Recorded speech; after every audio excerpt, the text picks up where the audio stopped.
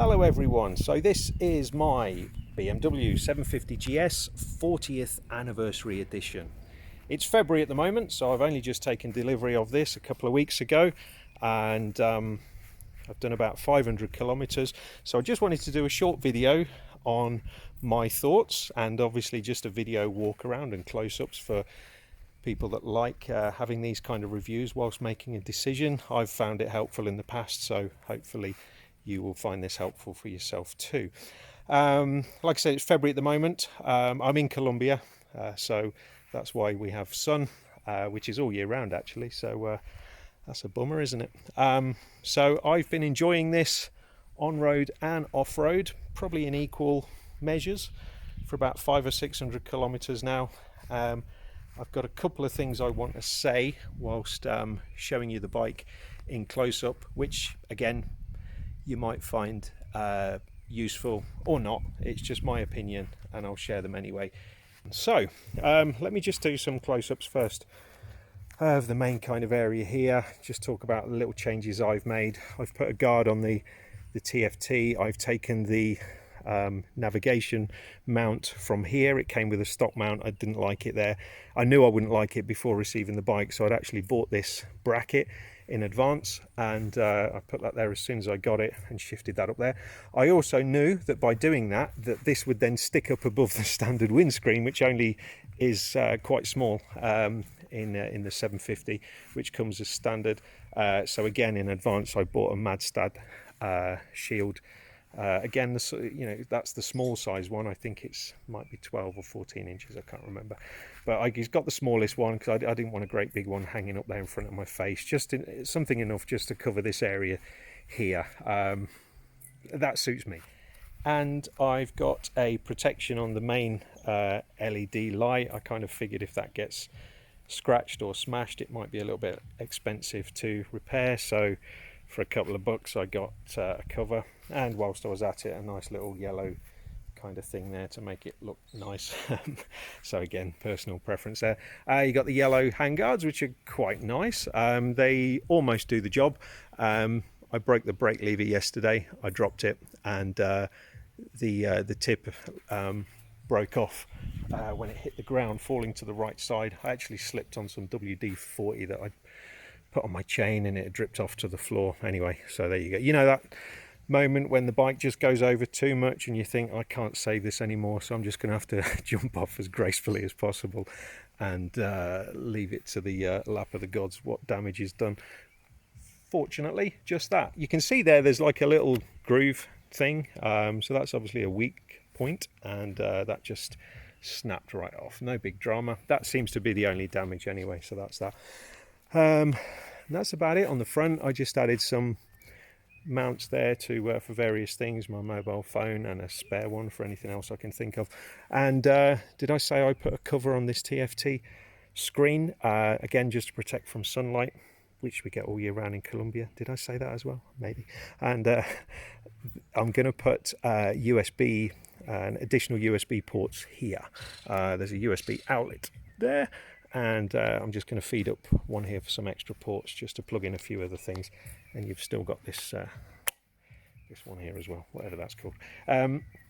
So there you go. Other things that I've added, put some knee pads on the side. I find that useful personally. A little decal just for protection on the front top side of the tank. I've got a mesh cover for the seat, always nice in warm climates. Okay, last reference to nice weather. So that's really useful, and just a little mesh thing over the back for carrying everyday stuff. Again, all personal stuff. One big change or addition I made was putting on Touratech Pannier Racks, and I've attached to that the Moscow soft pannier bags. They're really great actually. There's loads of videos about those, which is where I found out all the information as to what's going to be the best one for me. Couple of gripes that I've got, personal opinions once again, so don't shoot me if you don't agree. The brake and the foot peg are not level. I prefer them to be level, personal preference, and they're two inches short maybe. I just find that annoying, and it feels quite soft as well. So I'm actually going into the workshop next week to have them take a look at it and see if they can change that. You're probably screaming out at me that you can adjust the brake pedal, as you can, I know, on most motorbikes, but you don't seem to here. There's like a, seems to be like a metal kind of rivet here preventing that from going up any further. Maybe there's another way of doing it round the back. I haven't given it much attention actually. With it being quite new, I don't want to take too much apart and find that something doesn't work, or I've detached something electronic that now doesn't register and shorts out the rest of it or something like that. So I'm just going to get people who know more about it than me to take a look at it and see if that can come up a little bit. So yeah, that's one thing I don't like. And the other thing that does bother me quite a lot actually is the fact that you can't turn off ABS. Anyone familiar with the GS range knows that you've got an ABS deactivation button here, and now that's been replaced on the 2021 version with just the dynamic traction control deactivation. So that's all you can turn off. Personally, I don't need the traction control turned off. I'd rather have the option to turn off the ABS. Now, I believe you can do it on the 850 GS 2021 version, but this year, for some reason, they've just decided not to include it as an option to fully deactivate the ABS on the 750.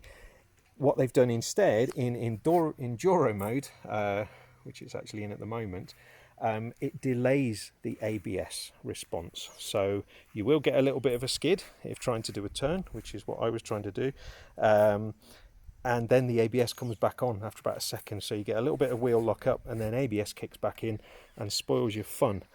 So not happy with that, to be honest, but apparently you can upgrade to Enduro Pro, which is a feature on the higher versions of the GS, and I'm going to see if I can actually have that added to the software, firmware, electronic system, whatever, on this when I take it in for its 1,000-kilometer first service. So I'm going to see if that's possible. If anyone knows one way or the other whether that is possible or not, please let me know, because I really do want that feature of being able to fully turn off the ABS.